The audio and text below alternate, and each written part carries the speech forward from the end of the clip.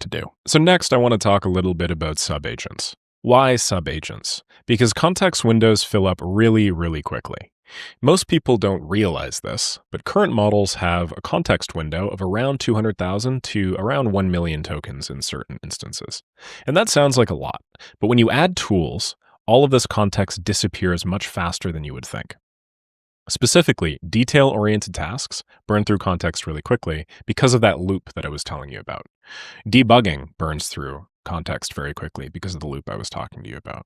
Any sort of MCPs burn through context really quickly. And before you know it, half of your whole context window of, let's say, 500,000 tokens or something, is filled with intermediate garbage that significantly reduces the probability of a successful output. Now, this phenomenon where there's a bunch of garbage in your context window and that leads to poor quality outputs is called context pollution. And pollution is essentially where that intermediate memory, that sort of midterm memory that I talked about way back at the beginning of the course, gets cluttered with a bunch of irrelevant noise. Now, scientists have been working with these models for quite a while. As I may have mentioned to you at some point in the past, AI models these days are more grown than they are built. And so it's very much like a natural phenomenon that we are testing. And what they've found is consecutively across thousands and thousands and thousands of tests, the more tokens in a context window, typically the poorer the quality is. And the relationship looks something like this. And the reason it looks like this is because over here on the very left-hand side, you probably have 0 tokens, right? And so if it's fresh and you ask it to do something with no context or whatever, it'll do an okay job. If you add a bunch of context and you tell it, hey, I'd like you to do this. Here are a couple of examples of past instances of this run correctly. Here's a bunch of context. Here's a bunch of links and whatever. Performance actually goes up in the short term. But what you'll notice is as you go on and on and on and you start filling it with more, irrelevant garbage and whatnot, performance and quality and outputs go down a lot. Now, back in the day with GPT-2 and GPT-3, when I was starting 1-second copy in my content writing business, this was super, super important. And it was so important that I actually trained all of my writers not to use more than 256 tokens at a time. So imagine that. We had to stick under 256 tokens with our prompt, essentially. If we went any over that, we found quality went off a cliff. In our case now, we can use significantly more than 256 tokens, obviously. This point here is probably somewhere closer to like 10K or so, not 256. So we're sort of blessed in that way. But still, there is that relationship between more stuff in the context window and then poor quality.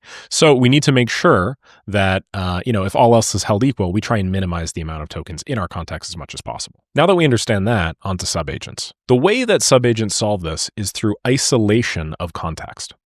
Now, the idea is, in order for something to be a subagent and not a part of the main agent, it gets its own fresh, clean context window to work in. So all you do with a subagent is basically you give it a task. You let it do all the messy work in its own space, and then you return only the relevant findings. So just as a quick little demonstration here, let's say this is a chat back and forth with you and, your agent. So this is you over here. This is your agent over here. And every time you ask it something, it sends something back and so on and so forth. Imagine what happens every time you send a call. Essentially, what is occurring is we stack up all of these. And so our total context, if you think about it, is that block up there, plus this block over here, plus that block over here, plus that block over here, plus that block over here. So how many blocks is this? We're just counting. That's 5 blocks.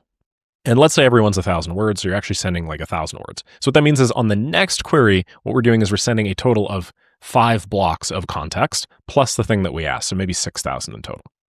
What subagents allow you to do is instead of doing this, having this 1,000 here, let's pretend that this over here is actually a subagent loop. What we do is we actually just eliminate this completely. Okay, and then we eliminate that completely. And so what ends up happening is basically the model, instead of storing the results directly in the context, only stores the outputs of that response. So all we're really doing, to make a long story short, is we ask the subagent to do something. It deals with all of that stuff sort of internally in its own head, and then just spits us out a brief summary plus the results that we asked for. If you guys are keen, you'll notice that this is very similar to how reasoning tokens get discarded after use to keep the total token count down. Remember how there's that sort of like thinking tab, and you can open up the thinking tab if you want to see what's kind of going on under the hood? Well, those tokens aren't actually added to what I talked about here. Those tokens disappear. So it's the exact same thing, whether it's reasoning, whether it's subagents. Both of these strategies are meant to reduce the total amount of stuff and garbage polluting the context window. And the data backs this up. Anthropic, a company that sort of not coined subagents, but is definitely the leading force behind them with Claude Code. It ran a test where Opus was the lead, and then Opus essentially controlled a bunch of subagents and had those subagents do a variety of smaller tasks before reporting back their findings. And it found that it outperformed single agent Opus by over 90% on research-based tasks. Now, I should note, that's research, right? Not all tasks are research related. Obviously, research involves a ton of tokens. And so subagents here obviously did way better than they probably do on most other tasks relative to, the standard. But there are some circumstances where subagents do perform significantly better, even in day-to-day use. And that's why I'm talking about it. You'll know that I really haven't really given a crap about subagents or anything like that. This is a very recent phenomenon for me. People have been talking about subagents for the better part of the last 2 years. And every time they are like, Nick, why aren't you using subagents or whatever? I'm always like, because it's pointless. Like subagents as an architectural addition just complicate things. They don't actually make things easier. Models, for the most part, can handle tasks on their own. It's okay. You don't need to try and develop some big fancy framework. Well, model intelligence has gotten to the point where we can actually make use of these things now, so long as you're nuanced and kind of smart about how you do it. So the catch between this is there's implementation complexity because you are now inserting your own biases in how you think the model should operate. And then you're also compounding errors. What do I mean by compounding errors? I mean, if you think about it, there's a step here where in order for my parent agent to send something off to a child or subagent, it needs to summarize what it is that it wants the subagent to do. And so that right there is a step. And that step might be like 99% accurate. But as we know, if you have a bunch of things that are 99% accurate, if you add enough steps into the process, eventually that turns out into something that is much less than 99% accurate, right? It might be like, I think my example was 99.9%, stretched out over 1,000 tasks was 36% accuracy at the end of it. So, the more steps you have, like summarization steps, sending to this does some summarization, sends back, the more error you're inserting in the process and the higher the variability is. So basically what you need to do is you just need to find a situation where the added error as a result of the additional steps is outweighed, essentially, by the beneficial effect on the context. And there's no real non-trivial way to know this right off the top of your head. Like, you need to test this, you need to try this. Now, since I've tested this and tried this, my recommendation is to stick to 2 subagent types for now. And there's in particular just 2 that I'm going to talk about. Before I tell you what those 2 are, the other 2 big wins from subagents are there's context management.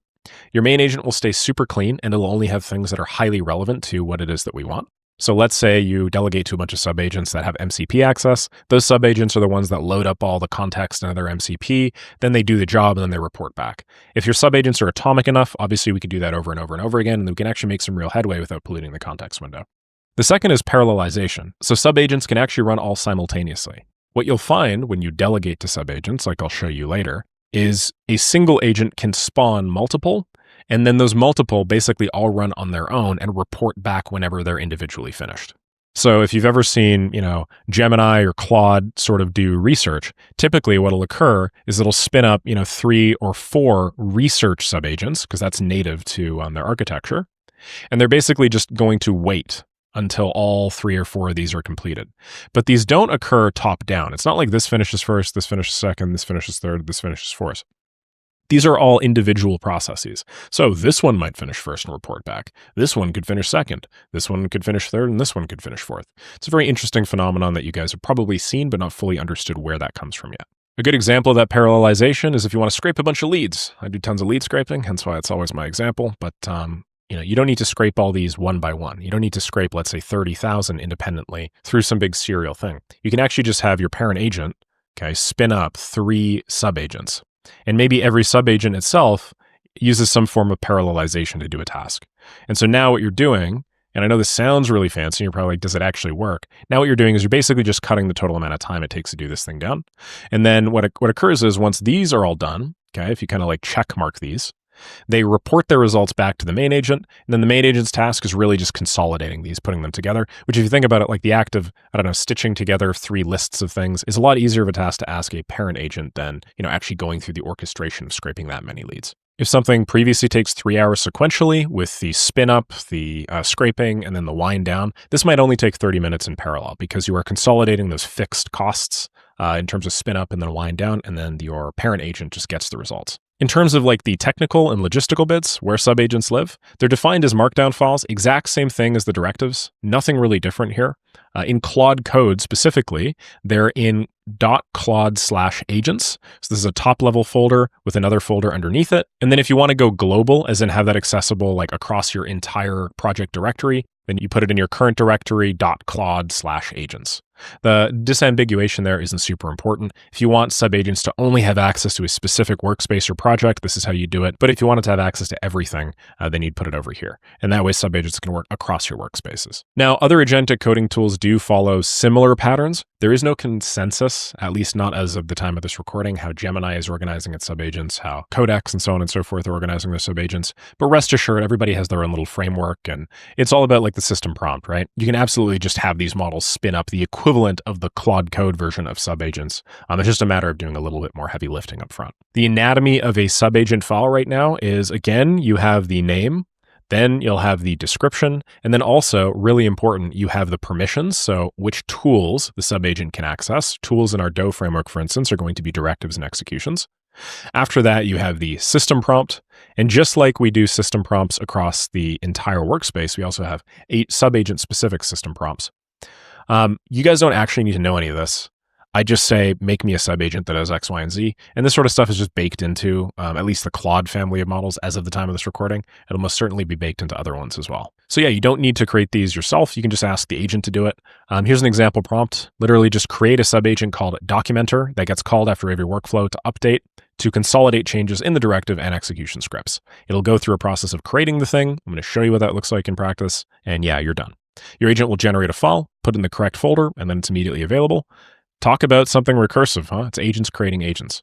I should note that agents can create the definition of an agent, but an agent can only spawn a subagent. Subagents can't spawn more subagents themselves. And this is like a memory constraint. They don't want subagents to be able to spawn more subagents, to be able to spawn more subagents. Because essentially what you're going to do is you're going to end up with a situation where, you know, your parent agent spins up 2 subagents, your subagents spin up 2 subagents, your 2 subagents spin up 2 more subagents, and so on and so on and so on and so forth until basically your, I don't know, CPU is as hot as the surface of the sun. Not to mention, you know, some safety and security concerns and stuff like that.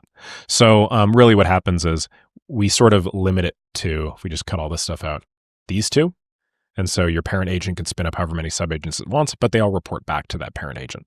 So what are those 2 subagents that I talked about that I personally find genuinely useful? They're not required, to be clear. You can absolutely use Do and whatever other framework it is that you want to build without subagents, but I've found that these actually improve the accuracy and quality of my execution scripts, and they are a joy to use as opposed to something that is, you know, laborious and time intensive and so on and so forth. The first is the reviewer subagent. So a main issue with building directive orchestration executions or Claude skills is your orchestrator will write a bunch of code. And so if you ask it, hey, how's this code looking? It's going to be biased towards thinking that that code is correct, because it just, you know, probably ran it a bunch of times and it sees some correct runs in its history. The unfortunate thing is that's kind of like asking somebody to read their own essay right after writing it. Any experienced writers will know what you want to do is you want to take a little bit of a break. You want to like take a deep breath, go sit down somewhere else, you know, like do not look or read that essay. Come back to it maybe an hour or 2 later. Because when you come back to it an hour or 2 later, your mind is no longer polluted by all the biases and your own flavoring of thought surrounding, you know, how good that essay is. When you come back to it, you basically come back to it with fresh eyes. And you can tell by definition whether or not it is a good essay or a bad essay, whether it's some of your best work or maybe some sort of mediocre work. And so reviewer subagents work basically the exact same way. Instead of the orchestrator, which remembers all its decisions, what we do is we give it to something that can actually see a lot more clearly. What occurs is the reviewer gets loaded with completely fresh context, which is just the directives and just the executions that we built. We then ask it to evaluate the script purely on its quality. In short, it acts like a second pair of eyes. We give it no context about what this thing is for. And the idea is it needs to like determine the context through the code, meaning the code has to be documented. It has to be pretty straightforward to understand and read. It has to be written simply. And then if you think about it, if it has no context whatsoever, it'll be able to look at it and be like, that seems kind of weird because most other code like this would probably have some error handling, but this one doesn't. I think this should probably build in some error handling. And then it can provide suggestions back to the main agent who is sort of biased to actually go and build the thing. How do you do this? Well, your main agent just calls subagents automatically when you define them in the system prompt. So in agents.md, after you create any script, use the reviewer subagent to check for its quality. That's a totally okay thing to write somewhere in your agents.mg or system prompt. While it won't be 100% accurate, aka it's not going to do this every single time, it will do this up until the context window gets polluted enough, which is a pretty reasonable thing to do. And I find just having this probably improves my accuracy a good 5-10%. In addition, you can obviously also ask the model to do things manually. So you could say, hey, that's great. Call the reviewer subagent, just make sure everything's okay. Or call our reviewer and ensure that, this is fine. Hey, I want you to make some edits. After you're done making those edits, ping reviewer, double check that it's okay. If it's okay, then give me the thumbs up. These are all just flavors and variants of things that you can ask your agent. Obviously, your mileage varies and it's up to you. The second subagent that I recommend building is a documenter subagent. So this one updates directives based on what the system has learned over time. After your workflows self-anneal for a while inside of your IDE, sometimes the agent will forget to update. And that's just because, as I mentioned, it has a ton of context. And so it's going to forget some of the things that you mentioned initially in the system prompt, like, hey, I want you to update your thing. So what the documenter does is it just reviews scripts and then it updates the directives to reflect their current behavior. A lot of the time in practice, what happens is you'll have some issues with your script. And so the agent will go and update the script over and over and over and over again. And then the directive will be untouched, despite the fact that you spent all this time updating the script. And then on a fresh instance of a new agent, maybe tomorrow or the next day, you try running the workflow and then it goes like, this is weird. I tried running the execution script, but it looks like it wants different parameters. What's going on here? I followed the directive. And then, there's a big debugging step and then it fixes it, but it takes 5 or 10 minutes. Well, just call your documenter subagent and have it just rectify everything right then and there instead. What you do is you give it read access to all files and then write access just to your directives. So it can read through all of your execution scripts, but it can't make any updates to that. And then it can update the directives to match the execution scripts. This is pretty simple too. Create a subagent whose job is reviewing scripts and updating documentation so everything aligns, and just call it whenever you update a script. Anytime you make a change, your main flow will then call the documenter subagent, just do some review. The documenter will review the scripts and summarize the changes automatically since it's sort of trained to do so with its prompt. Now, as I mentioned before, the really cool thing about subagents is they don't just work in sequence, they can work in parallel. What I mean by parallel? Well, just like opening new tabs, subagents let you run tasks in parallel. Just like opening 3 or 4 instances of Gemini and then asking each to do a different thing, you could just run 3 or 4 subagents within a single window. Now, your parent agent has the ability to run multiple agents what's called synchronously, and then wait for the results of all of them. And so as I've talked to you guys many times, if you have some parent A, this can now whip up C, B, and then D, and then it can combine the results into some result E, loop that back around, and then just use that result to, proceed instead of doing everything sequentially. Because this can take a fair amount of time, right? If every single step here takes, 20 minutes. That's 20 minutes here, 20 minutes there, 20 minutes there. Why not just consolidate them all and then only have one 20-minute step? Parallelization is probably one of the freest wins in computing, to be honest, because most of your CPU cores and GPU cores are literally just left idle 99% of the time. This is a good way that you can make use of them. When you do this, the context window will also stay really small. It's usually under a couple thousand tokens in the main thread to do the thing. And then every subagent works independently without cluttering your primary workspace, assuming that you give it the right system prompt so that it can do that.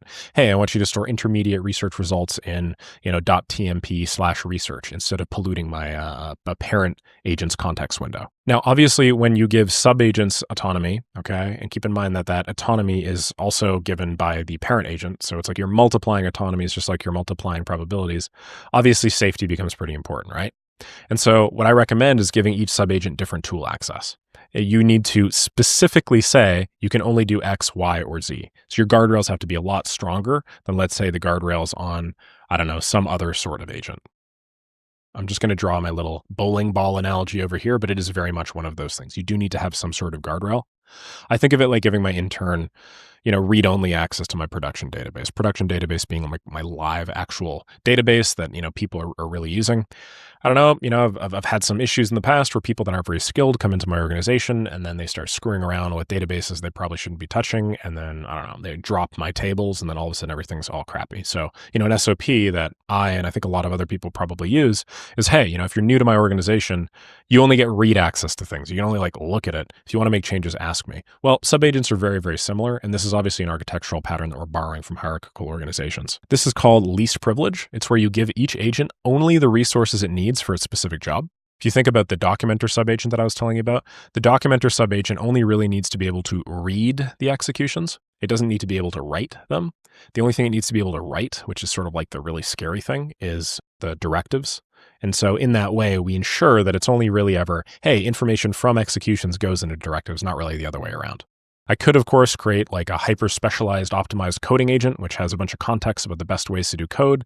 Then maybe I give that read access to my directives and write access to my executions or something. A couple of other limitations about subagents that I want to talk about because I think they're really shiny and they're fun and everybody likes being the top of some big organization. They add some overhead and they also add some latency. So spinning up a subagent and getting some results back does take extra time. It is not instant, unfortunately, because you are literally spinning up like a separate entity. So for simple tasks, your main agent will almost always be faster just doing it directly. And so like most simple tasks, I'll just do in the main thread. I'm not going to spin up a subagent to do my research for me, even though some of that is just built into the way that these agents now work.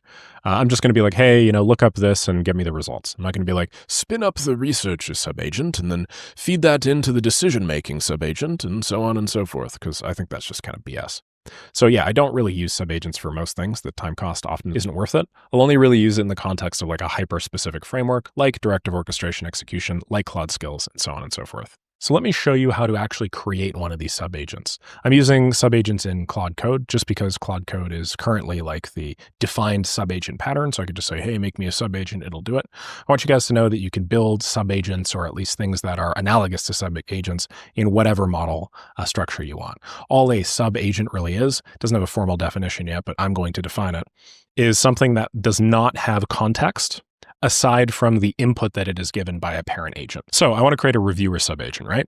In order to create a reviewer subagent, I'm just going to like voice dump my my requirements directly in. Hi, I'd like to create a reviewer subagent. The whole idea behind the reviewer subagent is it will look at the execution scripts that another agent develops, and it will look at it with totally fresh eyes and just determine if this is done in as effectively or efficiently a manner as humanly possible. It will then provide instructions to the top-level agent, which can then take that guidance and review to improve the quality of the build. I'm just going to feed all that in directly. It's then going to do some tinkering and some thinking. Then it's going to ask me a bunch of questions. My main goal here is I want you to be able to call the subagent as required. So set it up in whatever way allows you to do the calling. I also want you to check everything, all of the above. The output format should just be whatever is most amenable or convenient for you, since you are going to be the one that is calling it. Okay, funnily enough, I ran into a limit earlier when I tried finishing that. So I went and I added what's called additional credits, which is pretty easy to do. Essentially in Claude anyway, your current session eventually hits a cap. I'm using the Claude Max plan, so I have a fair amount of usage, but yeah, I eventually do run into some sort of issue. And so what I did is I enabled the extra usage toggle, and then I said, hey, just use this to pay for any extra usage whenever I do. I set a very low spending cap because I very rarely run into sessions. It's my fault for just doing like 20 demos today. Anyway, after that, I then had this run on a test. So I said, hey, run the reviewer on scrape_cross_niche outliers.py. So it's now actually running a test. It's saying, hey, read the directive first, understand the criteria, read the script completely, produce the structured review output as specified in the directive, be ruthlessly honest and specific. And so this thing is only going to have read functionality. And it's since found me a bunch of information that I could use to improve it. Script is functional, but has significant efficiency issues, excessive API calls, no rate limiting, and potential quota exhaustion. Here they are. Wonderful, wonderful, wonderful. This is really cool. An ON squared string matching for 175 niche terms, full transcript load, only 8K characters used. So now we can do basically a fix. I'll say, great, try this on the create proposal flow. I'm doing this because the create proposal flow is pretty solid, but it's also quite simple. And I actually want to see how this would work doing a review on create proposal. It's now spinning up a subagent. Now, the way that subagents work, at least in Claude Code, is there's a defined structure. They live in .claude/commands. Inside of the commands is the subagent tool spec. As you see, we haven't actually done that. There is no, reviewer subagent here. That's because the model typically defaults just doing this in the directive orchestration execution framework way by just like having a directive called, hey, you're the agent. But we want to do this in Claude format specifically, just because the probability of this working is a lot higher on like totally fresh roles. So what I'm going to say is, excellent work. Before you proceed, create an actual Claude command for this. Right now, you are using a directive to spawn the subagent, but I instead want you to search through the .claude folder and see how it should be done. After you're done, update the execution script with the reviewer subagent's thoughts. Now, this is fantastic. It found a bunch of discordant issues that probably significantly increased error rate. Now we have correct paths. Everything here is much more on board with the directive. And we've even gone as far as actually creating the Claude command. So this is fantastic. What I will now say is, great, test create_proposal.py with the demo sales call transcript in .tmp. It found it. Now what it's doing is generating all of the information. This is the same thing that I ran in an earlier demo in case you guys are aware. It's going to use a plausible email, create the JSON input, and then test. Cool, and this actually significantly improved the functioning of create proposal. Previously, we had to do some polling. Now what it does is it waits for the document to be ready before returning the link. So we actually have this ready, and we've significantly improved the effectiveness of the script as well. It's a welcome surprise. I wasn't actually expecting to improve this. Looks like the one issue here is it just titled this with the company name, which made that spill over to a second line. I can obviously change that anytime I want. But yeah, the rest of this looks pretty solid. I'm not seeing any major issues here, so fantastic work.